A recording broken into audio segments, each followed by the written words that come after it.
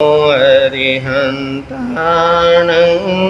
ॐ नमो सिद्धिसिद्धानं ॐ नमो अयरियाणं ॐ नमो वज्रायणं नमो लोये सब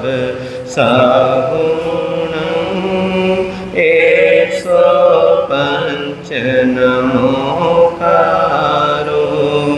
105 नमोकारो सर्व पावप्रणाशनो मंगलानंच सर्वेशे परमंगलहवै मंगलानंच सर्वेशे परमंगलहवै मंगलम्। बैठिए। अहिंसा संयम तवो देवामितं नामं सन्ते जस धम्मे सयावनो।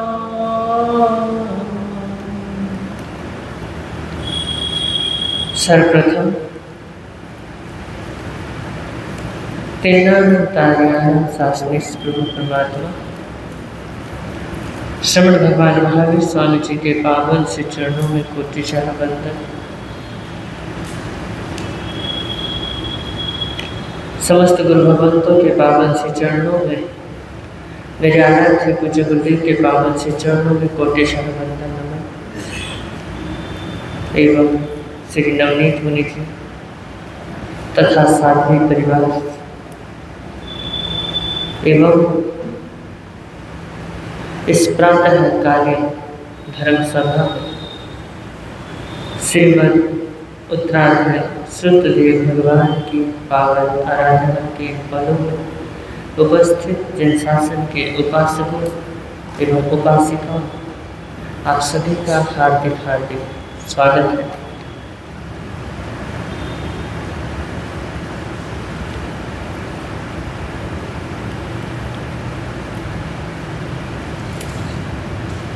आपका और हमारा ये सौभाग्य है कि हमें प्रभु महावीर की अंतिम देशना, अंतिम वाणी श्रवण करने का सौभाग्य प्राप्त हुआ है। और गजब की बात है, कमाल की बात है, परमात्मा ने अंतिम वाणी कब दी थी पता है? कब सुनाई थी परमात्मा ने? कौन से आरे में सुनाई थी? चौथे आरे में सुनाई थी? पांचवें आरे में सुनाई थी? पक्का बताओ।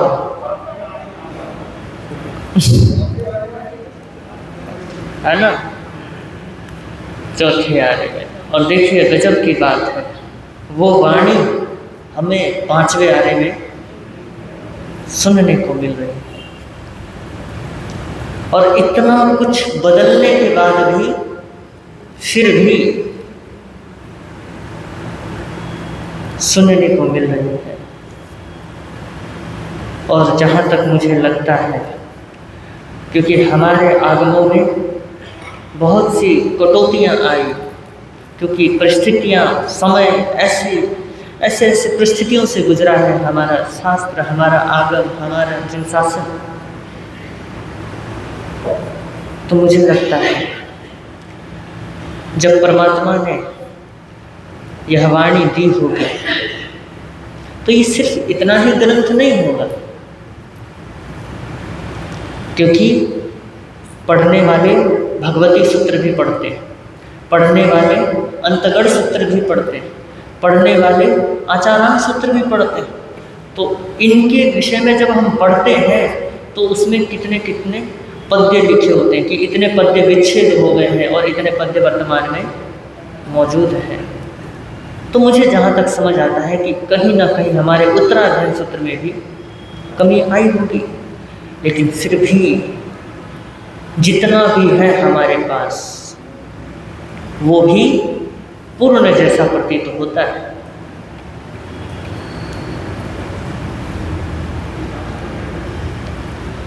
परमात्मा की यह जो वाणी है सदैव विद्यमान रहने वाली है।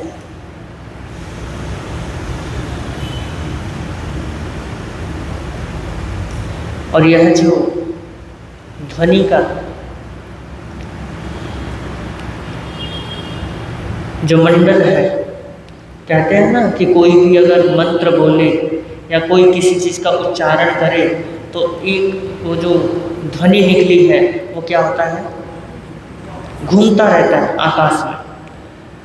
तो परमात्मा की वाणी भी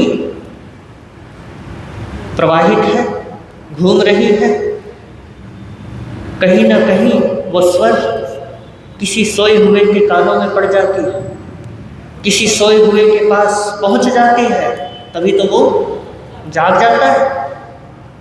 नहीं तो ऐसे ही किसी के अंदर जागने के भाव थोड़ी ना आ जाते, कुछ ना कुछ है जगाने वाला। तो हो ना हो, परमात्मा की वाणी क्या हो रही है, गूंज रही है, चाहे हमारे माध्यम से गूंज रही हो, चाहे किसी के भी माध्यम से गूंज रही हो। तो हमारा सौभाग्य है कि हमें श्रुतदेव भगवान की यह वाणी पढ़ने का सौभाग्य प्राप्त हुआ। पढ़ने का ही नहीं, सुनने का भी सौभाग्य प्राप्त हुआ। तो हम मूल वाणी में प्रवेश करें उससे पूर्व जिन वाणी की महिमा गा लेते हैं, उत्तराध्ययन सूत्र की आरती गा लेते हैं। वीर प्रभु के अंतिम वाणी, वीर प्रभु के अंतिम वाणी, उत्तराध्ययन को खोलो, जय जिन वाणी, जय जिन वाणी बोलो, उत्तराध्ययन में गुंजित होती, उत्तराध्ययन में गुंजित होती। प्रभु शिक्षा अपना लो, जय जिन वाणी बोलो, जय जिन वाणी।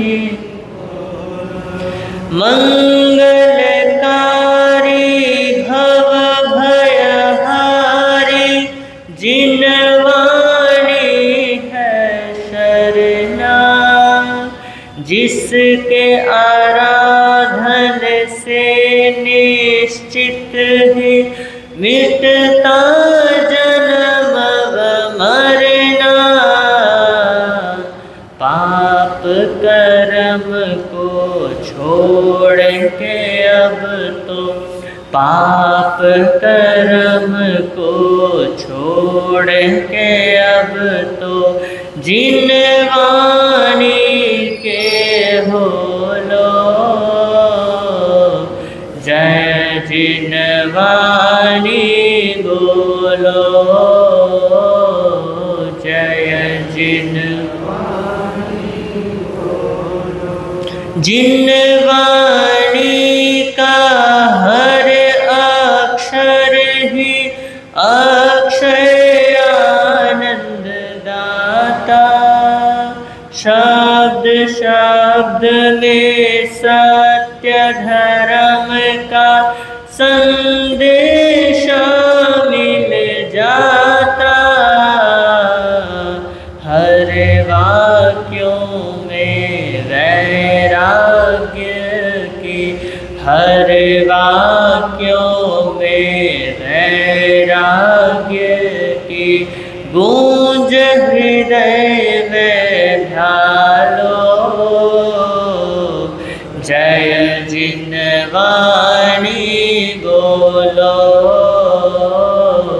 जय जिन छलक रही है हर एक पद में तीर्थंकर की करुणा।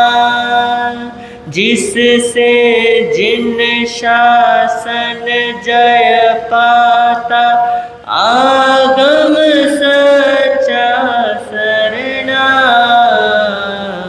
हम भी जीवन पावन कर ले, हम भी जीवन पावन कर ले। इधर उधर मत डोलो, जय जिन वाणी बोलो, जय जिन वाणी। जिससे होता तीर्थ का पोषण जो है साधक, हे अज्ञेय और उपादेय का मिलता बोध निराला। महावीर की श्रेष्ठ निशानी, महावीर की अनुपम वाणी। जिन वाणी को पी लो, जय जिन वाणी बोलो, जय जिन वाणी बोलो। वीर प्रभु की अंतिम वाणी उत्तरायण को, जय जिन वाणी बोलो, जय जिन वाणी बोलो, जय जिन वाणी बोलो। बोले श्रुतदेव भगवान की जय हो। बोले शासनपति श्रवण भगवान महावीर स्वामी की जय हो। बोलिए आर्य सुधर्मा स्वामी भगवान की जय हो। बोलिए आर्य जम्बू स्वामी भगवान की जय हो।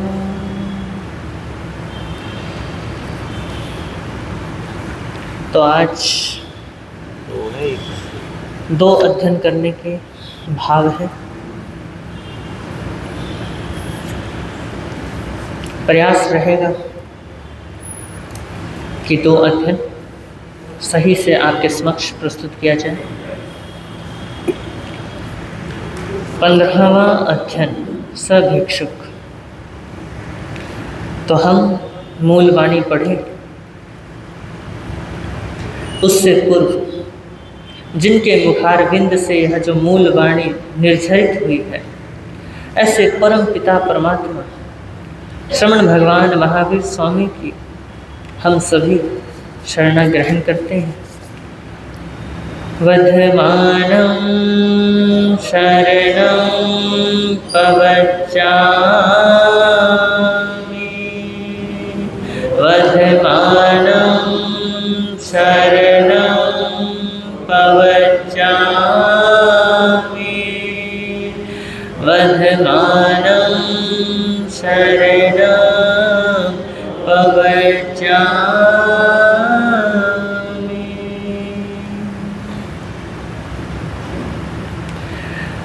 मौनं चरिष्यामि समीच धम्मं सह्ये उजुकड़े नियान छिन्ने, संथवं जहिज एकाम कामे अन्नाय ऐसी परिवय सभिखु राव वरयं चरे जलाढ़े वीरय व्यवियाय रखिए पन्ने अभिभूय सवदन से जय कम ही वीना मुझिए सभिखु अको सब हम भी तुधीरे मुनि चरे लाढ़े नीच माय गुत्ते अवगमने असंपहिछे जय कसिनम अहियासय सभिखु पंतम शयनासनम भयता से उन्नहम विविहम सदन समसगम अवगमने असंपहिछे जय कसिनम अहियासय सभिखु न सकयमिच्छय न पुयम नोवीय वंदन गम को प्रशंसम से संजय सुभय तव से सहिए आयग विषय सभिखु जेन पुनो जहाई जीवियम मोहम वकसीदम नियच्छे नर नारी पजहे सया तव से नया कौहलम उवै सभिखु छिन्नम सरम भौम मंत्र लिखम सुमिनम लखंड दंडवतु विच्चम अंग विहारम सरस विजयम जे विज्जाहिन जीवै सभिखु मंतम मूलम विविहम वेज चित्ता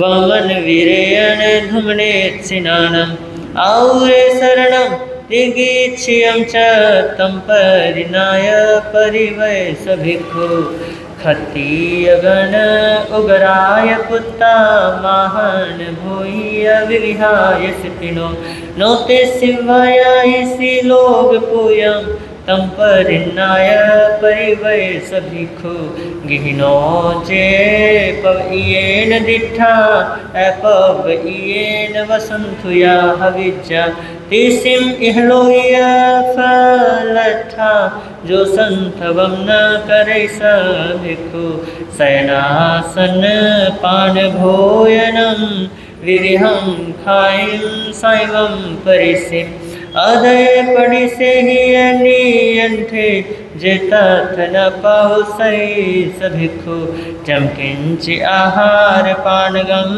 विविहम खाइम साइवम परिसेव लद्धुम जो तम तिवि है नानो कंपे मन वयकाय सुसंगडे जसे भिक्खु आयामगम चेव जबोधनम च सियम सुवीरज वोदगम च नोहिलय पिंडम नीरसम तो पंत कुलाहिं परिवय सभिक्खु सद्दा विविहा भवन्ति लोये दिव्या मनुष्यगाताः तिरिच्छा भीमा भय भैरवाउराना सोचान विहिजय सभिखु वादम विविहम समीच लोये सहे क्रियानुगयको वियप्पा पन्ने अभिभूय सवदन से वसंत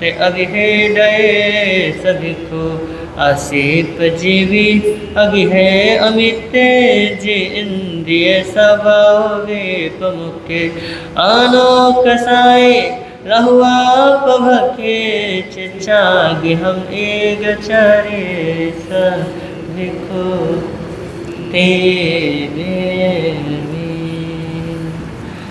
16वां अध्ययन ब्रह्मचर्य समाधि स्थान सूयम में अवसम तेनम भगवया एवं अखाय यह खलु थिरे हिं भगवंते हिं दस बंभचे समाहिठानपन्नता जे भिक्षु सोचा निसम्म संजम बहुले संवर बहुले समाहि बहुले गुत्ते गुतिंद्रिय गुत्त बंभयारी सया अपमत्ते विहरिचा कहरे खलु ते थिरे हिं भगवंते हिं दस बंभचे समाहिठान पन्नता जे भिक्षु सोचा निसम्म संजम बहुले संवर बहुले समाहि बहुले गुत्ते गुतिंद्रिय गुत्त बंभयारी सया अपमत्ते विहरिचा इमे खलु ते थेरे हिंग भगवंते हिंग दस बंभचे समाहि ठाना पन्नता जे भिक्षु सोचा निसम संजम बहुले संवर बहुले समाहि बहुले गुत्ते गुतिंदिये गुत्त बंभयारी सया अपमत्ते विहरजा तंजहाँ विविधताएं सैनासनाएं सेविता हवै से निगंथे नो इत्थि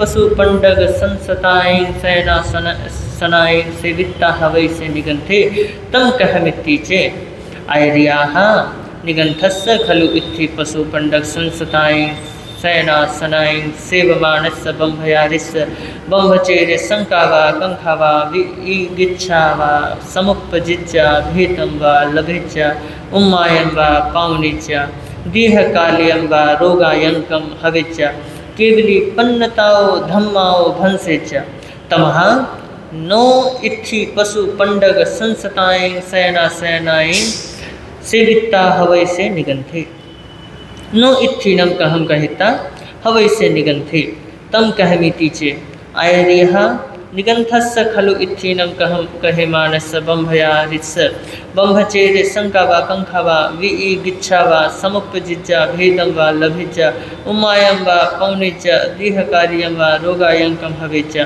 केवली पन्नताओ धम्माओ भंसेज्जा तमहानो इत्थीनम कहम कहेज्जा नो इत्थेनम सद्धिम सन्नी सेज्जा गए विहरिता हवै से निगंथे तम कहमिति चे आयरियाः निगंथस्य खलु इत्थे हिंग सद्धिम सन्नी सेज्जा गयस्य बंभयारिस्य बंभचेर संकावा कंखावा विगिच्छावा समुपजिज्जा भेदं वा लभेज्जा उम्मायं वा पावनिज्जा दीहकालियं वा रोगायंकं हवेज्जा केवली पन्नताओ धम्माओ भंसेज्जा तमहा खलु नो निगंथे इत्थे हिंग सद्धिम सन्नी सेज्जा गए विहरिज्जा नो इत्थीनम इंद्रियां मनोहरां मनोरमां आलोइता निध्यायिता हवै से निगंथे तम कहमिति चे आयरियाः निगंथस्य खलु इत्थीनम इंद्रियां मनोहरां मनोरमां आलोयमानस्य निध्यायमानस्य बंभयारिस्य बंभचरे संकावा कंखावा विगिच्छावा समुपजिज्जा भेदं वा लभिज्जा उम्मायं वा पावनिज्जा दीहकालियं वा रोगायंकं हवेज्जा केवली पन्नताओ धम्माओ भंसेज्जा तमहा खलु नो निगंथे इत्थीनम इंद्रियां मनोहरां मनोरमां आलोयज्जा निज्जा एज्जा नो इत्थीनम कुडंतरं शिवा दुसंतरं शिवा भित्तंतरं शिवा कुय्य सद्दं वा रुय्य सद्दं वा गीय सद्दं वा हस्य सद्दं वा थणीय सद्दं वा कद्य सद्दं वा विलवीय सद्दं वा सुनिता हवै से निगंथे तम कहमिति चे आयरियाः निगंथस्य खलु इत्थीनम कुडंतरं शिवा दुसंतरं शिवा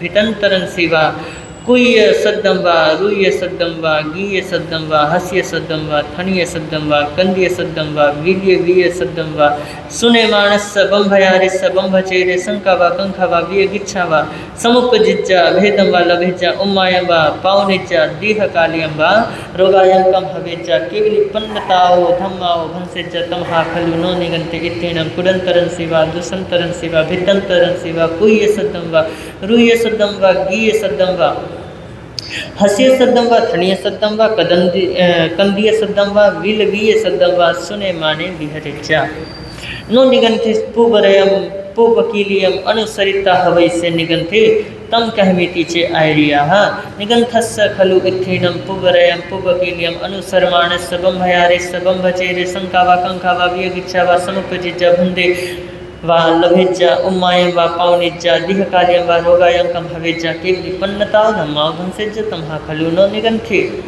इत्थीनम पूवरयं पूवकीलियं अनुसरिज्जा नो पण्यम आहारम आहारिता हवै से निगंथे तम कहमिति चे आयरियाः निगंथस्य खलु पण्यम आहारम आहार्यमाणस्य बंभयारिस्य बंभचेरे संकावा कंखावा विगिच्छावा समुपजिज्जा भेदं वा लभेज्जा उम्मायं वा पावनिज्जा दीहकालियं वा रोगायंकं हवेज्जा केवली पन्नताओ धम्माओ भंसेज्जा तमहा खलु नो निगंथे पण्यम आहारम आहारिज्जा नो आई मायाए पाण भोजनम आहारिता हवै से निगंथे तम कहमिति चे आयरियाः निगंथस्य खलु आई मायाए पाण भोजनम आहार्यमानस्य बंभयारिस्य बंभचेरे संकावा कंखावा विगिच्छावा समुपजिज्जा भेदं वा लभिज्जा उम्मायं वा पावनिज्जा दीहकालियं वा रोगायंकं हविज्जा केवली पन्नतो धम्माओ भंसिज्जा तमहा खलु नो निगंते अयि मायाए पान भोयनम अहरिज्जा नो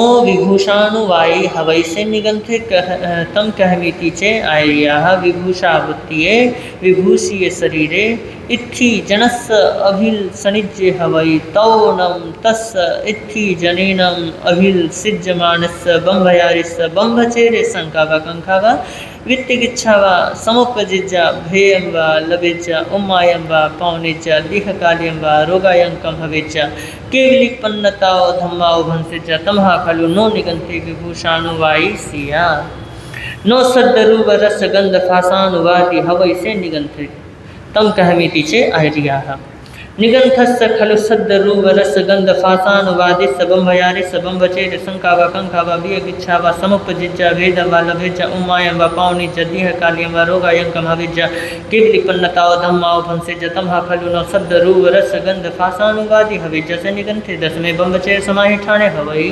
हवन्ति इत्थ सिलोवतंजः जम्बि वित्तमन इन्नम रहियम इति जनेन य बंभचेर सरखठ आलयन्तु निसेवय मन पल हर जननी काम राग विवढणि बंभचेर राव भिकुत्थिका हम तु विवज्जय समम च संथवम थे हिंसकहम च अभिखण बंभचेर राव भिखो निच सो परिवज्जय अंग पचंग संठानम चारुल लवीय पेहियम बंभचेर रावथीनम चक्को गिच्छम विवज्जय कुयम रुयम गियम हसियम थणीय कंदियम बंभचेर रावथीनम सोया गिच्छम विवज्जय हासम किड्डम रायम दप्पम साहसा वित्तासियानिय बंभचेर रावथीनम नानो चिंते कयाइरि पाणियं हत पानं तु क्षिपं माया विवढन बंभचेर राव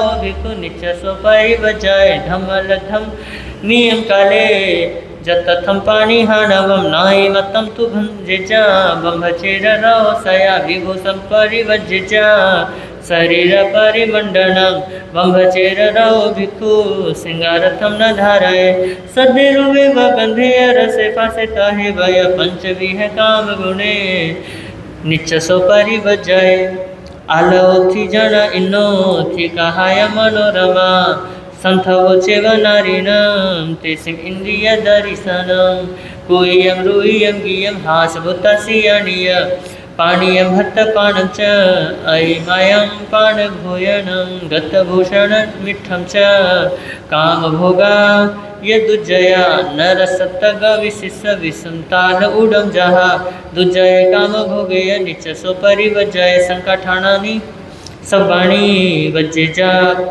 परिहानवम धम्मारामे चरे भिक्खो दे एवं धम्म सारहे धम्मारामे रहे दंते बंभचेर समाहिये देवदानव गंधव जखर खस किन्नरा बंभयाय नमं संते दुःखरं जे करन्ति ताम एस धम्मे धुवे निचे सासये चिन दिसिये सिद्धा सिद्धन्ति चानेन सिद्धि सन्ति ताहा वरेति वेमि।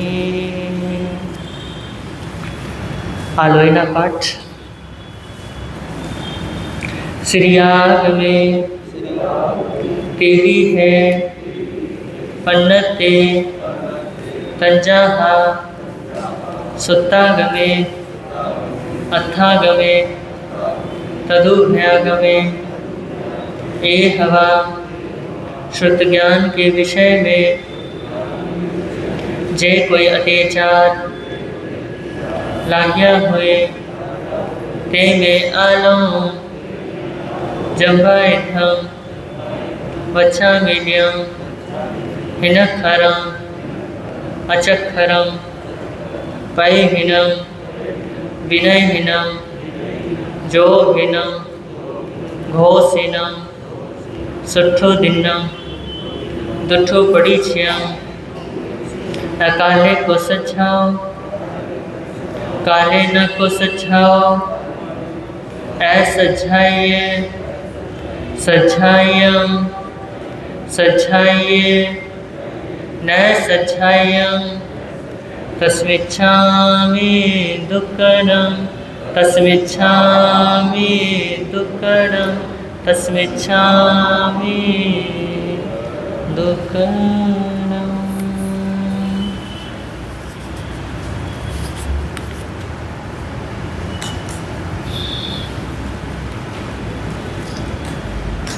जिनवाणी सदा कल्याणी। जिनवाणी आप श्रवण कर रहे हैं, यह जो जिनवाणी है ये महाकल्याणी है। इसको सुनना ही बहुत बड़ी बात है। जिसने इसको एक प्यासे व्यक्ति की तरह सुना है, मान लो आप ऐसी स्थिति में हो, प्यास आपको इतनी लग रही है कि प्राण कंठ में अटके पड़े कि बस अगले क्षण अगर पानी ना मिले तो मौत पक्की है। लेकिन उस प्यासे व्यक्ति को अगर जल का स्रोत, मतलब चाहे वहाँ पर धार ना बह रही हो, लेकिन अगर एक बूंद भी मिल रही है तो जिस तरीके से उसको पीने के लिए ललायित रहता है, उस तरीके की अगर हमारी प्यास हो जाए तो सच कहता हूँ हमें अपनी आत्मा का पता चल जाएगा, हमें अपनी आत्मा की अनुभूति हो जाएगी। और सही में जब आत्मा की अनुभूति हो जाती है तो परमात्मा की भी अनुभूति हो जाती है, क्योंकि अपासो परमप्पा, आत्मा ही परमात्मा है। तो जिसको अपनी आत्मा की अनुभूति हुई है उसको परमात्मा की भी अनुभूति होगी। तो यह जो जिनवाणी है हमें परमात्मा तक पहुंचाने का कार्य करती है। तो परमात्मा इस 15वें अध्ययन में साधु के गुण, साधु के लक्षण और साधु के जीवनचर्या के विषय में बताया कि साधु के भीतर क्या गुण होने चाहिए, साधु के कैसे लक्षण होने चाहिए, साधु कैसे जिए, वह इस अध्ययन में वर्णित है। तो इस अध्ययन का नाम है सभिक्षुक। सभिक्षुक मतलब वह साधु। तो वह साधु कौन? तो महापुरुष कहते हैं जिसकी साधना में गरिमा हो, जिसकी साधना में दिव्यता हो, जिसकी साधना में भव्यता हो, जिसकी साधना में तेज हो, जिसकी साधना में संवेदना हो। और जितनी साधना में हमारे जीवन में संवेदना गहराती चली जाएगी, तो महापुरुष कहते हैं, प्रभु कहते हैं, संवेदना जैसे जैसे बढ़ती चली जाएगी तुम अच्छे साधु होते चले जाओगे, तुम अच्छे साधु बनते चले जाओगे।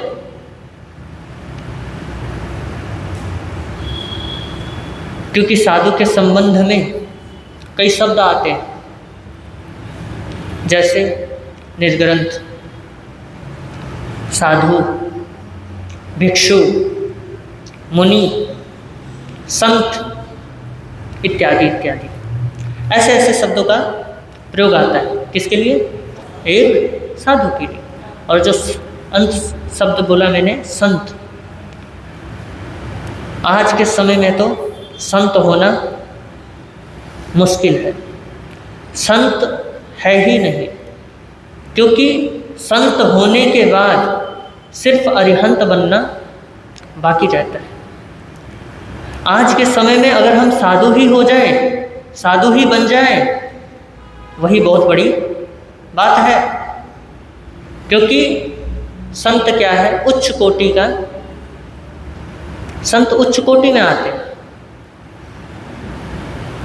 वो उच्च कोटि की अवस्था है। कौन सा? संत की अवस्था। तो इशारे में साधु हो जाएं तो क्या है, बहुत बड़ी बात है। साधु का मतलब क्या है? जो साधना करके अपने को साधे, उसको क्या कहते हैं? उसको साधु कहते हैं। मतलब हमारे भीतर बुराइयां बहुत है, उन बुराइयों को देखना, उन बुराइयों को जानना और उन बुराइयों को निकालना, ये कौन करता है? ये एक साधु करता है। उन कमियों को वो क्या करता है? दूर करता है।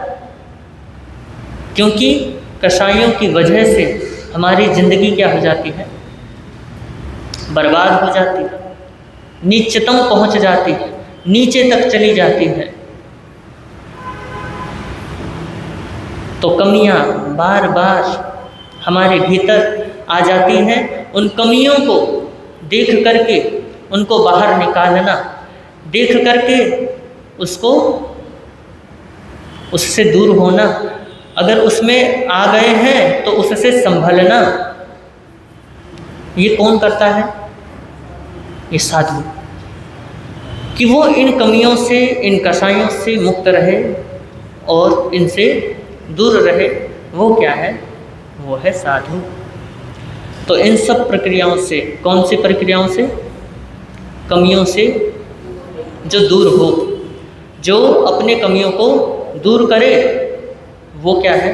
वो साधु है। तो इन प्रक्रियाओं से जो गुजरे वो साधु। तो साधु शुरुआत है। आपके लिए क्या कहा पता है? श्रावक। कि भैया तुम सिर्फ दिल से सुन लो तो ही तुम्हारा क्या हो जाएगा? तो ही तुम्हारा कल्याण हो जाएगा। दिल से ही सुन लो। लेकिन आजकल भैया हमारा श्रावक दिल से सुनता ही कहाँ है? जो उसके मतलब का होता है वही वो सुनना चाहता है।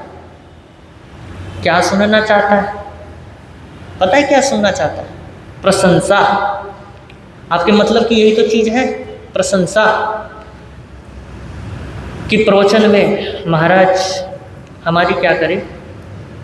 प्रशंसा करे। अगर महाराज प्रशंसा कर दे तो प्रवचन लाजवाब, और प्रशंसा ना करे तो है तेरे की क्या सुनाया, कुछ भी मजा नहीं आया, दम नहीं था प्रवचन। हाँ, प्रवचन में अगर प्रशंसा कर दो, अरे महाराज का क्या प्रवचन है, अरे कमाल का प्रवचन, मजा आ गया। तो हमारे ऐसे श्रावक हैं कि उनको अपनी प्रशंसा सुननी है। लेकिन महापुरुष कहते हैं, प्रभु महावीर कहते हैं कि श्रावक वो है जिसको अपनी कमी सुनने की रुचि है। क्या बोला? जिसको अपनी रुचि, अपनी कमी सुनने की रुचि है, ना कि प्रशंसा सुनने की। क्योंकि कमी सुनना हर किसी के बस की बात नहीं है। अगर किसी को, अगर प्रवचन में कोई ऐसी बात कह दी जाती है तो श्रावकों को एकदम से वो बात खल जाती है। कहते हैं कि महाराज आपको ऐसे नहीं बोलना चाहिए। तो इसमें जो श्रावक है वो अपनी कमी सुनने के लिए आता है यहाँ पे। आप क्यों आते हो यहाँ पे प्रवचन सुनने? इसलिए तो आते हो कि हमें अपनी कमी का तो पता चले कि हम कहाँ हैं, कहाँ मौजूद हैं, किस जगह स्टैंड कर रहे हैं हम। और फिर जब कह दो तो बोले यार सीधा कहाँ प्रहार किया है? यहाँ पे प्रहार किया है। महाराज हमें बड़ा दुख हुआ है, आपको ऐसा नहीं कहना चाहिए। और एक बात और बोलो, प्रवचन को कई बार श्रावक हो, श्राविका हो, साधु हो, साध्वी हो, एक कला समझते हैं, कला। लेकिन प्रवचन कोई कला नहीं है। कहीं आप सोचो, प्रवचन एक संवाद है जो आपसे विचार किया जाता है, आपसे बातें होती हैं। कई बार जो बात साधारण तरीके से समझाई जा सकती है, आप जब बात करते हो तो साधारण भाषा में ही करते हो या कोई क्लिष्ट भाषा का प्रयोग करते हो? है ना। सही तरीके से, सही ढंग से, आसान भाषा में अगर आप समझा सकते हो तो आप उसी भाषा में बात करते हो। तो प्रवचन भी ऐसा ही विषय है कि साधारण भाषा में अगर हम समझा सकते हैं तो भैया क्यों फालतू में शास्त्रीय शब्दों को उठाना। शास्त्रीय शब्द उठा करके क्यों ज़्यादा वो करना, क्योंकि कई बार प्रवचन सभा में जरूरी नहीं है कि सारे शास्त्रीय लोग ही बैठे हों, कुछ साधारण भी बैठते हैं, कुछ जरूरी नहीं है कि सारे पढ़े ही लिखे होते हैं, कुछ अनपढ़ भी होते हैं, जरूरी नहीं है कि सारे अनपढ़ ही हों, कुछ पढ़े लिखे भी होते हैं। तो उस स्थिति को देख करके, उस सभा को देख करके साधारण भाषा का प्रयोग करना चाहिए। कई बार तो जैसे बंधुओं शब्द है, माताओं शब्द है, भाइयों शब्द है, ये मेरे से प्रयोग ही नहीं होते। पता है क्यों नहीं होते? क्योंकि ऐसा लगता है जैसे भाषण दे रहा हूँ मैं।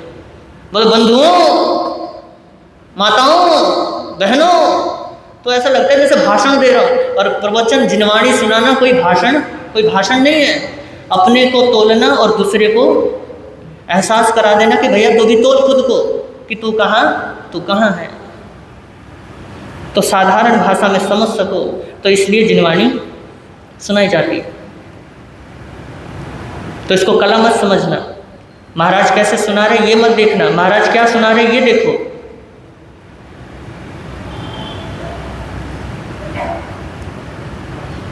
तो कमी देखना, कमी सुनना, ये क्या है? ये श्रावक का कर्म है, ये श्रावक का धर्म है कि वो अपनी कमी को देखे। और देखिए, साधु बनने से पहले, साधना करने से पहले जो पहला स्टेप है वो कौन सा है? वो श्रावक का है।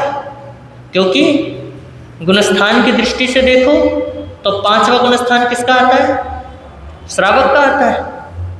और 6ठा गुणस्थान किसका आता है? साधु का आता है। तो श्रावक जब तक तुम नहीं बनोगे तब तक तुम 6ठे गुणस्थान में जा ही नहीं सकते। पहले तुम इंसान तो बनो, इंसान बनने के बाद तुम श्रावक बनते हो, और जब तुम श्रावक बन जाते हो तब तुम साधु बनते हो। क्योंकि पहले जब तक तुम्हारे भीतर सुधरने के भाव ही नहीं आएंगे तो सुधरोगे कैसे? हमारे भीतर सुधरने के भाव आए तो हम सुधर गए, लेकिन अभी भी पूरी तरीके से सुधरे नहीं हैं। अभी चल रही है वो प्रक्रिया सुधरने की। अभी ये जो प्रक्रिया है ये सुधरने की प्रक्रिया चल रही है। भाव जगे थे वो श्रावक की प्रक्रिया है, लेकिन अब सुधरने की जो प्रक्रिया चल रही है वो साधु जीवन है। तो श्रावक बने बिना साधु हो ही नहीं सकते।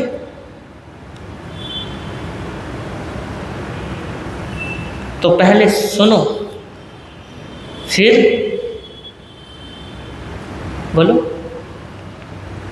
सुनने के बाद ही गुनो, तभी तो जीवन में कुछ परिवर्तन आएगा। तो साधु को कह रहे हैं परमात्मा कि तू अपनी कमियों को देख, अपने कमियों को जान, जो जो कमी है तुझ में उसको पहचान, और उन कमियों को क्या करता चला जा? दूर करता चला जा। और ये गुण तेरे भीतर आ जाने चाहिए। क्योंकि अंतिम समय में वो संदेश दे रहे हैं, तो कह रहे हैं कि साधुओं, अब तो मैं जा रहा हूँ, तो मैं तुम्हें ये धरोहर दे के जा रहा हूँ कि तुम क्या करना, इन चीज़ों का ध्यान रखना। इस 15वें अध्ययन में जो साधु के गुण बताए गए हैं, जो साधु के लक्षण बताए गए हैं, साधु की जो जीवनचर्या बताई गई है, यह अध्ययन उच्च कोटि के संत के लिए वर्णित है। उच्च कोटि का मतलब यह अध्ययन जिसके जीवन में उतर गया है वो उच्च कोटि का संत है।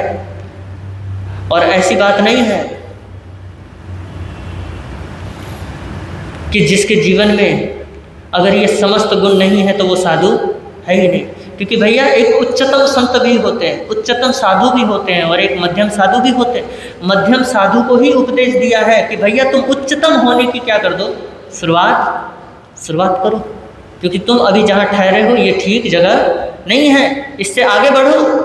क्योंकि देखो परमात्मा की समशरण में कितने साधु थे?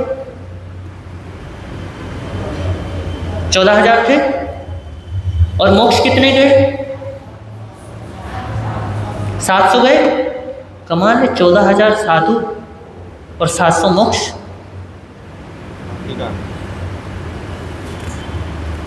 और देखिए परमात्मा से दीक्षित हैं वो 14,000 जो साधु हैं, भगवान से दीक्षित हैं, भगवान ने दीक्षा दी है, लेकिन फिर भी 700 ही मोक्ष गए, बाकी कहाँ? तो कहीं ना कहीं तो कमी है। और वो कमी परमात्मा ने कहा है इस अध्ययन के अंदर कि ये कमी अगर तुम्हारे भीतर है तो तुम संत, उच्चतम संत हो ही नहीं सकते। क्योंकि देखो परमात्मा के जीवन में जो असली संत अगर कोई है तो हमारे प्रभु महावीर ही हैं, क्योंकि उनके चरणों में आकर के सांप और नेवले भी अपने वैर को भूल जाते हैं। ये होता है असली संतत्व। और आप लोग हमारे चरणों में आते हो, हमारी शरण में आते हो, तो कहाँ तो आपको निंदा से मुक्त होना चाहिए था, कहाँ तो आपको कषायों से मुक्त होना चाहिए था। संत आपको और कषायों में डाल देते हैं, संत आपको और निंदा में फंसा देते हैं। इसलिए मैं कह रहा था कि आज के समय में संत होना मुश्किल है, हो ही नहीं सकते, क्योंकि कषाय वृद्धि पे है। और ये जितनी कषायें बढ़ती चली जाएंगी, सच कहता हूँ, हमारी साधुता उतनी ही खंडित होती चली जाएगी। तो एक बार एक आचार्य ध्यान करवा रहे थे, तो उन्होंने ध्यान की एक पद्धति निरूपित की, बताई। उन्होंने कहा कि आज जो हम ध्यान साधना करेंगे उसमें हमें पूछना है क्वाहम। क्या? क्वाहम। क्वाहम का मतलब मैं कहाँ हूँ। और ये ध्यान साधना पूरी हुई। ध्यान साधना पूर्ण होते ही शिष्य ने सवाल किया कि गुरुदेव, प्रश्न कोहमीति ख्यातः क्वाहम मित्यस्ति नोश्रुतः। वो कहने लगे कि गुरुदेव, हमने तो ये सुना है कि हमें प्रश्न करना चाहिए कि मैं कौन हूँ। ये ध्यान साधना तो सुनी है कि कोहम कोहम कोहम, मैं कौन हूँ, ये सवाल करना है खुद से। लेकिन ये आपने नया एक पैंच डाल दिया बीच में कि क्वाहम, मैं कहाँ हूँ, ये तो कहीं नहीं सुना मैंने। क्वाहमित्यस्ति नोश्रुतः, यह पद्धति तो मैंने सुनी ही नहीं है। तो आचार्य ने कहा कि शिष्य सुनो, मैं कौन हूँ जितना जानना इसको अनिवार्य है, उतना ही जानना अनिवार्य है कि मैं कहाँ हूँ। यह जानना बहुत आवश्यक है। जब तक तुम्हें यही पता नहीं होगा कि मैं कहाँ हूँ, तो तुम पहुँचोगे कहाँ, पहुँचोगे कैसे। तो इसलिए ये भी जानना बहुत जरूरी है कि मैं कहाँ हूँ। खोजो खुद को, क्वाहम, मैं कहाँ हूँ। ये जो गुणस्थान का वर्णन आता है, ये क्या है? यही तो है कि जीव कौन से स्थान पर है। तो क्वाहम पता करो कि तुम कौन से गुणस्थान में मौजूद हो। मिथ्या में हो, शास्त्रादन में हो, मिश्र में हो, या प्रमाद में हो, या अप्रमाद में हो, कहाँ हो। जब तुम्हें ये पता चल जाएगा तो फिर सवाल आएगा मैं कौन हूँ। फिर सवाल उपजता है कि मैं कौन हूँ। जब पता चल जाता है कि मैं यहाँ हूँ, तो फिर पता चलता है कि अगर मैं यहाँ हूँ तो मुझे जाना कहाँ है। फिर सवाल उत्पन्न होता है कि मैं अगर यहाँ हूँ तो मैं कौन हूँ। और जब मैं कौन हूँ तो फिर पता चलता है कि मैं तो आत्मा हूँ और आत्मा परमात्मा है। तो संतों को कहा है कि खोजो खुद को, कहाँ हो। आपको भी कहा है कि खुद को भी खोजो कि तुम कहाँ हो। तुम सचमुच श्रावक हो, तुम सचमुच अच्छे इंसान हो, क्या हो। और देखिए इसी के अंदर सवाल है कि साधु कौन उत्पन्न होता है या नहीं होता। सवाल कि साधु कौन, तो बड़ा ही सुंदर जवाब मिलता है इसका। तेजसम समतिक्रम्य चैतन्य साधुताम व्रजेत, कि जो तेजस केंद्र से अतिक्रमण नहीं करता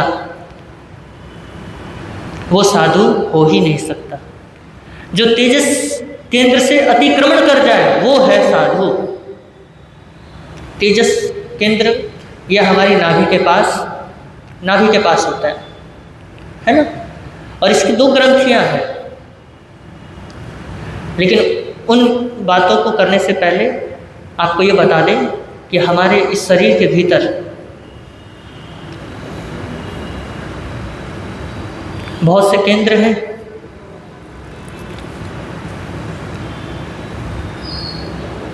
अनेक संस्थान हैं, लेकिन जैन दर्शन में 8 प्रकार के कर्म हैं जो हमारे इस शरीर के अंदर आप कहते हो ना अंदर क्या है, कुछ नहीं। अरे अंदर 8 कर्म मौजूद हैं। वो 8 संस्थान हैं जिनके प्रकंपन से आप क्या करते हो, आप सारे कार्य करते हो। ये तेजस केंद्र के स्थान पे जब हम उपस्थित होते हैं, उस आधार पे जब हम आते हैं तो हम कर्मों के अधीन होते हैं और कर्म हमसे वो सब करवाते हैं जो वो चाहते हैं। एक हमारे भीतर संस्थान है कर्म शरीर, एक संस्थान है, एक ऑफिस है जहाँ पर बैठे बैठे सारा कार्य होता है। हर जगह कैमरे लगे पड़े, हर जगह एक क्या बोलते हैं ऑफिस बना रखा है। और जैसे जैसे कार्य वो देता है, जैसे जैसे आदेश आता है कर्म का, वैसे वैसे ये शरीर काम करता है। फिर आप अगर जिंदे हो तो उसी के वजह से हो। आप मर भी नहीं सकते, आप जी भी नहीं सकते, आप रो भी नहीं सकते, आप हंस भी नहीं सकते। किसके आधार पे? कर्म के आधार पे। अरे भैया उसने नियत कर रखा है कि तुम्हें इतना ही करना है, इससे ज़्यादा नहीं करना है। और मेहरबानी है कि आप घर से ये वीर जैन स्थानक में आए हो, क्योंकि अंदर से आवाज़ आई कि भैया तुझे कहाँ जाना है? जैन स्थानक में जाना है, श्रुतदेव की आराधना करना है। ये मेहरबानी है उसकी। और मुझ पे भी मेहरबानी है, उसने कहा कि तू कमरे से बाहर निकल, तुझे भी नीचे जाना है, तुझे भी श्रुतदेव की आराधना करवाना है। तो ये कर्म शरीर, इसके प्रकंपन से ही हम सारे कार्य करते हैं। इसका आदेश आता है तो करते हैं। तो महापुरुष कहते हैं कि आपको तेजस केंद्र से अतिक्रमण करना है, तब जाकर के, क्योंकि इस नाभि कमल को, इसको नाभि कमल भी कहते हैं, इसको हृदय कमल भी कहते हैं। बड़े बड़े आचार्य ने अलग अलग तरीके से इसका वर्णन किया है। तो कहते हैं कि इसका अतिक्रमण करके थाइमस ग्लैंड मतलब आनंद केंद्र में आना है तो तुम क्या बनोगे? तो तुम साधु बनोगे। और देखिए तेजस केंद्र के 2 क्या है? 2 ग्रंथियां हैं। और 2 ग्रंथियां कौन सी हैं? एक तो एड्रिनल ग्लैंड और एक गोनाड्स है। 2 ग्रंथियां, एड्रिनल ग्लैंड्स और गोनाड्स। जो गोनाड्स होता है, जो गोनाड्स ग्रंथि है, वो हमारे भीतर काम वासना पैदा करता है। हमारे भीतर वो जो काम वासना आती है ना, किसी को देख करके, वो गोनाड्स ग्रंथि की वजह से आती है। हम अभी तेजस केंद्र में हैं तो ही हमें काम वासना जग रही है, नहीं तो नहीं जगेगी। इसका मतलब हमने अतिक्रमण कर दिया है इसका। और दूसरी ग्रंथि जो है एड्रेनल ग्लैंड, उसका मतलब है कषाय। जो हम हंसते हैं, रोते हैं, दूसरों को हंसाते हैं, दूसरों को रुलाते हैं, दूसरों को दुखी करते हैं और खुद भी दुखी होते हैं, खुद भी गुस्सा करते हैं, खुद भी क्रोध करते हैं, वो किसकी वजह से होते हैं? कषायों की वजह से। एड्रेनल ग्लैंड मतलब हम अभी कहाँ हैं? तेजस केंद्र में है। इसका मतलब अभी हमारे भीतर क्या हो रहा है? काम वासना जग रहा है, कषाय आ रहे हैं, तो अभी हम कहाँ हैं? नाभि कमल में हैं, वहाँ पे मौजूद हैं। और महापुरुष कहते हैं कि जो इसका अतिक्रमण कर देता है वो आनंद केंद्र में जब आ जाता है तो वो साधु होता है, वो भिक्षु होता है। क्योंकि कसौटी, यही कसौटी है कि खुद को जानो, खुद को पहचानो। सोना अगर पता करना हो कि सोना असली है या नकली, तो उसके लिए क्या चाहिए होती? कसौटी चाहिए होती है। तो ये भी एक कसौटी है कि इसमें व्यक्ति क्या करे? खुद को जांचे, खुद को पड़ताले कि क्या मेरे अंदर काम वासना आ रहा है, क्या मेरे अंदर विकार आ रहे हैं, क्या मेरे भीतर कसाय उपज रहे हैं। अगर ये आ रहे हैं तो इसका मतलब मैंने अभी साधुपने को सही से स्वीकारा नहीं है। जब व्यक्ति आनंद केंद्र में आ जाता है तो आनंदित हो जाता है, आनंद की अनुभूति होती है, चेहरे पे मुस्कान होता है, चाहे कैसी भी परिस्थिति हो। अगर असली साधु होगा तो वो कैसी भी परिस्थिति हो क्या रहेगा?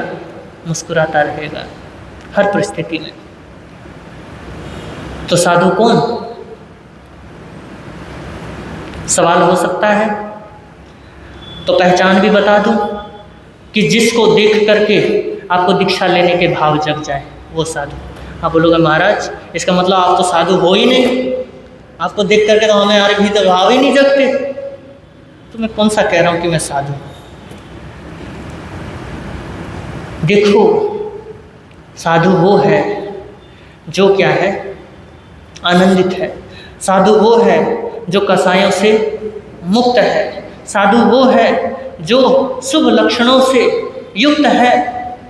साधु वो है जो परमात्मा की वाणी पे श्रद्धा करता है। साधु वो है जो वाणी पे चल पड़ा है। क्योंकि देखो, एक पहचान बता दूं कि साधु के चरणों में आकर के, थोड़ा आसान तरीके से समझाता हूँ, साधु के चरणों में आकर के आपके निंदा के भाव खत्म हो जाए, साधु के चरणों में आकर के आपके कषाय मंद हो जाए, वो है श्री साधु। उसके चरणों में आकर के आपको अलग ही फीलिंग आए, आपकी जो सोच चिंताएं थी वो मुक्त हो जाए, समझना कि ये असली साधु, ये असली साधु है। बाणा पहन लेने से कई बार हम बाह्य स्थिति को देख करके कहते हैं कि ये उच्चतम साधु है। अरे भैया, क्रिया पालना या शिथिल हो जाना, ये सब क्या है? ये सब तेजस केंद्र का विषय है। क्योंकि भैया सम्मान मिल रहा है तो हम सम्मान के लिए क्या कर सकते हैं? क्रिया भी पाल सकते हैं। हम सम्मान के लिए प्रवचन भी कर सकते हैं। हम सम्मान के लिए नंगे पांव भी चल सकते हैं, कुछ भी कर सकते हैं, नए नए तरीके ढूंढ सकते हैं, नए नए तरीके निकाल सकते हैं कि किसी ना किसी तरीके से मुझे क्या मिले? प्रशंसा मिले। तो वो कई तौर तरीके निकाल लेगा। तो बाह्य स्थिति नहीं देखनी है, आंतरिक स्थिति देखनी है। परमात्मा इसमें जो बात कर रहे हैं कोई बाह्य बातें नहीं कर रहे हैं, अंदर की बात कर रहे हैं कि तुम अंदर को क्या कर लो? अंदर को संभाल लो। ये है 15वां अध्ययन का सार। कहने को तो और भी बातें कहनी है, लेकिन क्या करें, समय इजाज़त नहीं देता है। तो गीतिका के माध्यम से संक्षेप में जान लेते हैं। सद्भिक्षु कौन होता दिव्य जिसकी साधना, तत्ववेता अभय है वो प्रबल संयम पालना। अप्रमादी निष्कपट है शेष न कोई कामना, ग्रंथियों को भेद कर संबुद्ध जिसकी चेतना, ग्रंथियों को भेद कर संबुद्ध जिसकी चेतना, वीर प्रभु की अंतिम वाणी सुन लो और सुना लो, जीवन धन्य बना लो, जीवन। भिक्षु वही जो सरल मुमुक्षु, नहीं निदान की इच्छा। जो तपस्या कर रहा है, जो साधना कर रहा है, उसकी किसी भी प्रकार की निदान नहीं कर रहा है कि मुझे इस तपस्या का फल मिले, मुझे स्वर्ग मिले, मुझे मोक्ष मिले, मुझे अच्छा कुल मिले, मुझे अच्छी आवाज़ मिले, मुझे मनुष्य जन्म मिले। किसी भी प्रकार की तपस्या का निदान नहीं कर रहा। एक होती है भावना और एक होता है निदान। निदान क्या होता है? जिसमें दांव लगा देना।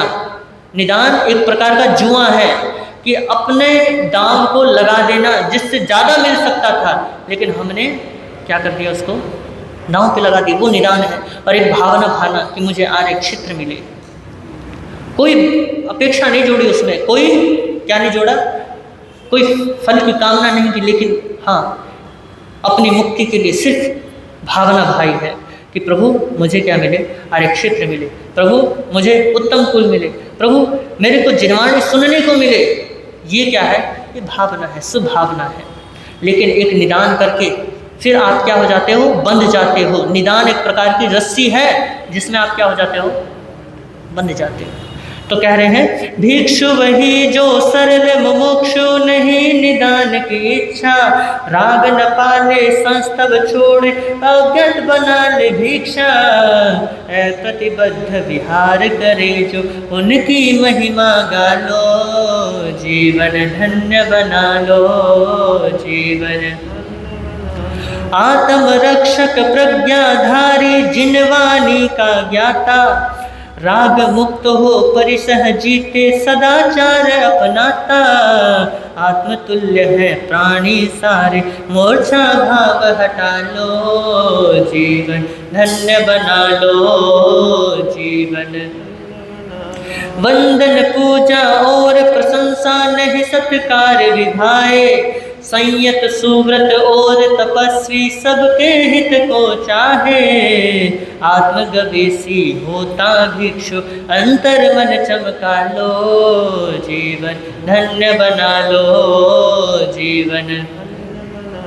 मंत्र मूल औषध से कोई नहीं उपचार कर बताता, रोग आदि से आतुर होकर स्वजन शरण ही जाता, श्लाघा निंदा करे न भिक्षु, श्लाघा निंदा करे न भिक्षु, हे समझ के टाड़ो, जीवन धन्य बना लो, जीवन।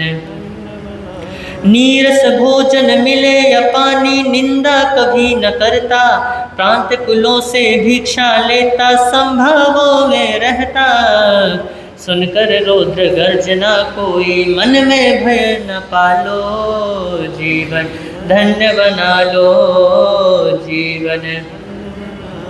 अन्य मतों का ज्ञाता फिर भी संयम में स्थिर रहता, मतलब उसने सभी दर्शनों का क्या किया है? अध्ययन किया है। उसने वेदांत दर्शन भी पढ़ा है, उसने अद्वैत दर्शन भी पढ़ा है, उसने सभी दर्शन पढ़े हैं। चाहे इसमें आप आज के समय में ले लो, चाहे उसने कुरान पढ़ा हो, चाहे उसने बाइबिल पढ़ा हो, चाहे उसने फारसी लोगों की बुक्स पढ़ी हो, कुछ भी पढ़ा हो, लेकिन फिर भी संयम में क्या रहता है? स्थिर रहता है। क्यों रहता है? क्योंकि वो जिनवाणी का ज्ञाता है। अन्य मतों का ज्ञाता फिर भी संयम में स्थिर रहता, परम अर्थ का ज्ञाता सबको अपने जैसा समझता। जबकि हमारे भीतर वैर भाव आ जाता है। क्या देखो, इसमें ही कहा है कि वो अपने समान ही सबको समझता है, उनसे क्या नहीं करता? वैर भाव नहीं बांधता है, उनसे द्वेष नहीं करता है, उनको भी अपनी जैसा समझता है कि इनके पास भी परम अर्थ इनके पास भी है। लेकिन क्या करे, थोड़े से क्या हो गए हैं, थोड़े से भटक गए हैं, तो वो अपने जिनवाणी पर श्रद्धा करते हुए उसको भी स्वीकार कर लेता है, उसको भी स्वीकार कर लेता है। ये नहीं कि कुछ भी स्वीकार कर लिया, बल्कि परम अर्थ को स्वीकार करता है, जो वहाँ पे सत्यता मौजूद है। और सत्यता कहीं भी मिल सकती है, जरूरी नहीं है कि कहीं एक ही जगह पे मौजूद हो। तो कह रहे हैं अन्य मतों का ज्ञाता फिर भी संयम में फिर रहता, परम अर्थ का ज्ञाता सबको अपने जैसा समझता, करे अनादर नहीं अन्य का, करे अनादर नहीं अन्य का, मन को शांत बना लो, जीवन धन्य बना लो, जीवन। जीविका नहीं शिल्प कर्म से अनगारी बन रहता, इंद्रिय जेता अल्प कषाय मित्र शत्रु नहीं रखता, सदाचरण से विचरण करके सद्भिक्षु कहला लो, जीवन धन्य बना लो, जीवन धन्य बना लो। समय हो रहा है, संक्षिप्त में ब्रह्मचर्य का थोड़ा सा समझा देता हूँ, थोड़ा सा कर देता हूँ, कोई बात। ब्रह्मचारी की सभी है सफल होती साधना, जो ब्रह्मचारी होता है उसकी सारी साधना सफल होती है। कह रहे हैं ब्रह्मचारी की सभी है सफल होती साधना, त्याग कर मैथुन वृत्ति को व्रत नियम की पालना, आत्मभावों में रमण ही ब्रह्म व्रत की पूर्णता, देव दानव नमन करते जान उनकी श्रेष्ठता, देव दानव नमन करते जान उनकी श्रेष्ठता। अगर मैं 10 मिनट ले लूँ तो कोई ऐतराज़ तो नहीं है? 10 मिनट में मैं आपको समझाने का प्रयास करता हूँ। ब्रह्मचर्य समाधि स्थान, इसके इस अध्ययन के अंदर 2 शब्द आए हैं, एक है ब्रह्मचर्य गुप्ति और एक है ब्रह्मचर्य समाधि। ब्रह्मचर्य गुप्ति कहते किसको हैं? तो ब्रह्मचर्य गुप्ति उसको कहते हैं जो संयम से गिर रहा है उसको बचाना। क्या है? जो संयम से गिर रहा है उसको बचाना, वो क्या है? ब्रह्मचर्य गुप्ति। और ब्रह्मचर्य समाधि क्या है? जो ब्रह्मचर्य मतलब जो संयम में स्थिर हो गया उसको कहते हैं ब्रह्मचर्य समाधि। अब समझना इस बात को, जो ब्रह्मचर्य गुप्ति है मतलब इसके अंदर जो 16 बाड़े बताए हैं ब्रह्मचर्य के, वो ये है कि तुम इन गुप्तियों का क्या करो, इन गुप्तियों का ध्यान रखो। इनके जरिए ही तुम संयम में क्या रहोगे? संयम में दाग लगाने से बचे रहोगे। संयम में दाग नहीं लगेगा। संयम मतलब आत्मा में आ जाना, मतलब तुम्हारी आत्मा में कोई भ्रम नहीं आएगा। एक होता है ब्रह्म, एक होता है ब्रह्म और एक होता है भ्रम। भ्रम मतलब गलत फहमी, मिथ्या। तो जो गुप्ति का ध्यान रखेगा वो ब्रह्मचर्य समाधि में आ ही जाएगा। तो इसके अंदर कह रहे हैं कि ब्रह्मचर्य, कि ब्रह्म में रमण करना, कि तुम ब्रह्म में आ जाओ, तुम आत्मा में स्थित हो जाओ। इसका यही सार है कि जो व्यक्ति आत्मा में स्थित है उसको फिर बाह्य चीज़ें हिला नहीं पाती हैं, डुला नहीं पाती हैं। तो जो ब्रह्मचारी है उसको देव भी, दानव भी, किन्नर भी, मनुष्य भी सारे क्या करते हैं? सारे नमन करते हैं। आत्मभाव में रमण ही ब्रह्म व्रत की पूर्णता। ब्रह्मचर्य तभी पूर्ण है। ब्रह्मचर्य मतलब वो जो कहते हैं ना सील पालना, वो जो पुरुष को स्त्री को नहीं छूना, स्त्री को पुरुष को नहीं छूना, वो जो ब्रह्मचर्य है वो ब्रह्मचर्य तभी पूर्ण है जब व्यक्ति अपनी आत्मा में अवगाहना करता है, जब व्यक्ति अपनी आत्मा में आता है तभी पूर्ण है। अन्यथा वो पूर्ण ब्रह्मचर्य नहीं है, बस बाह्य क्या है? बाह्य ब्रह्मचर्य है। और उस ब्रह्मचर्य से आप पुण्य तो बांध लोगे, क्या कर लोगे? पुण्य तो बांध लोगे, आप अच्छे से अच्छी चीज़ें प्राप्त कर लोगे, लेकिन मुक्ति मिलने से रही भैया। क्योंकि जब तक आत्मरमणता नहीं आएगी, जब तक तुम अपनी आत्मा में मौजूद नहीं होगे, तब तक वो ब्रह्मचर्य पूर्ण ही नहीं है। अब तुम बाहर से चाहे कुछ भी करते रहो, लेकिन अगर भाव ही शुभ नहीं है, कहते हैं ना कि बाहर की क्रियाएं सार्थक तभी हैं जब अंदर क्या हो, भाव शुद्ध हो, भाव जुड़े हो। बिना भाव की क्रिया अधूरी है। तो इसलिए ब्रह्मचर्य भी अधूरा है। किसके कारण से? बोलो, भाव से नहीं, आदम रमणता के अभाव में। आत्म भाव जब तक नहीं आते तब तक व्यक्ति क्या है? अधूरा ब्रह्मचारी है। हम भी तभी तक अधूरे हैं जब तक हमारे भीतर आत्मरमणता नहीं आती। आत्मरमणता आते ही हम भी क्या हो जाते हैं? हम भी पूर्ण ब्रह्मचारी हो जाते हैं। और सही बताऊं, जो ब्रह्मचर्य पूर्णतः पालन करते हैं, मतलब जो आत्मरमणता भी और बाह्य ब्रह्मचर्य भी जो पालते हैं, उनको केवली होने से कोई रोक नहीं सकता। उनको संत बनने से कोई रोक ही नहीं सकता। प्रतिक्रमण में 3 शब्द आते हैं, कामराग, स्नेहराग, दृष्टिराग। कितने शब्द आते हैं? 3 शब्द। और इन 3 शब्द का अर्थ क्या है? कामराग बताइए। एक है कामराग, एक है स्नेहराग और एक है दृष्टिराग। जो कामराग है वो है आकार, आकार से प्रेम हो जाना, आकार के प्रति आकर्षण आ जाना, ये है कामराग। जैसे सोने के पीछे कोई पागल हो जाता है, पैसे के पीछे कोई पागल हो जाता है, आकार ही तो है। कोई स्त्री के पीछे पागल होता है, कोई पुरुष के पीछे पागल होते हैं।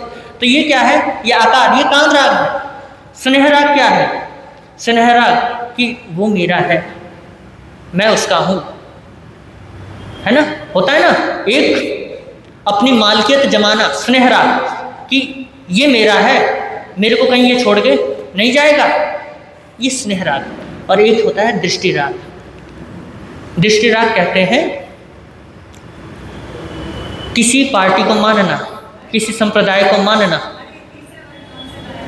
दृष्टिराग। दृष्टिराग। दूसरा स्नेहराग, पहला कामराग। ठीक है, समझना बात। दृष्टिराग किसी पार्टी को मानना या किसी संप्रदाय को मानना या अपनी मान्यता को मानना। दृष्टि कहते हैं दर्शन को, दर्शन कहते हैं मान्यता को, और राग कहते हैं उसको जुड़ जाना। तो दर्शन है हमारा अभी, सम्यक दर्शन नहीं है।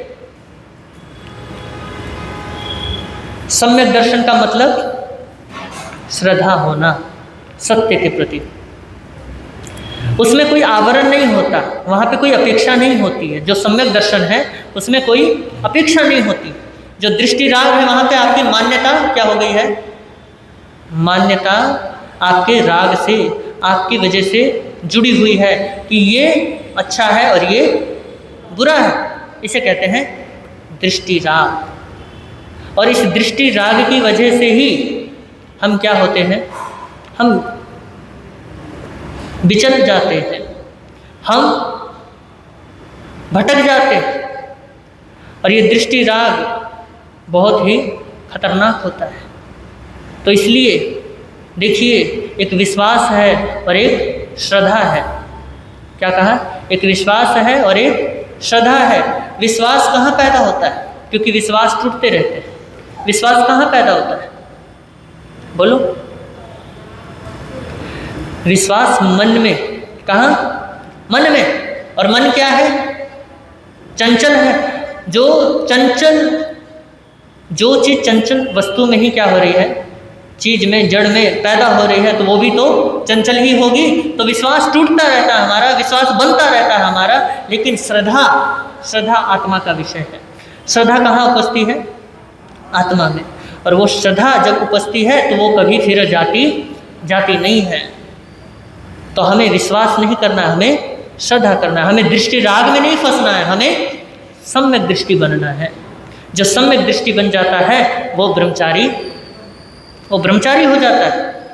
वो अपनी मान्यताओं को तोड़ करके, अपनी मान्यताओं को छोड़ करके अपनी आत्मा में प्रवेश करता है। क्योंकि जिसकी मान्यता जितनी कठोर होगी वो सत्य से उतना दूर उतना दूर होगा, अपनी आत्मा से उतना दूर होगा।